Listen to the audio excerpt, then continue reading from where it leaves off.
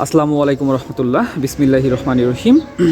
আল্লাহ তাআলা সূরা আল ইমরানের 12 নম্বর আয়াতে বলেছেন, তুমি কাফেরদেরকে বলো তোমরা নিশ্চয়ই তোমরা অচিরেই পরাজিত হবে। তুমি কাফেরদেরকে বলো তোমরা অচিরেই পরাজিত হবে এবং তোমাদেরকে জাহান্নামের দিকে সমবেত করা হবে, আর সেটি কতই না নিকৃষ্ট আবাসস্থল। আল্লাহ তাআলা এখানে বলতেছেন যে তুমি কাফেরদেরকে বলো তোমরা অচিরেই পরাজিত হবে এবং তোমাদেরকে জাহান্নামের দিকে সমবেত করা হবে, আর সেটি কতই না নিকৃষ্ট আবাসস্থল।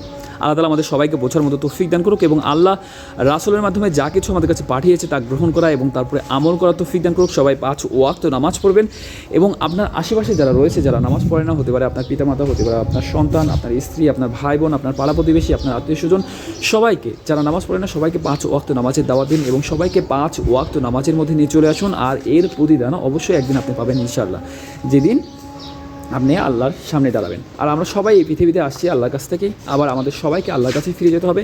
তো আল্লাহর কাছে ফিরে যাওয়ার প্রিপারেশন নেন, আল্লাহর সামনে দাঁড়ানোর প্রিপারেশন নেন, আল্লাহর সামনে জবাবদিহিতার প্রিপারেশন নেন। হে আল্লাহ আমাদের সবাইকে বোঝার মতো তৌফিক দান করুন। হে আল্লাহ আমাদের সবাইকে হেদায়েত দান করুন। হে আল্লাহ আমাদের সবাইকে 5 ওয়াক্ত নামাজ আদায় করার তৌফিক দান করুন। হে আল্লাহ আমাদের সবাইকে নামাজে নম্র ও বিনয়ী হওয়া তৌফিক দান করুন। সবাই 5 ওয়াক্ত নামাজ পড়বেন। আল্লাহ হাফেজ।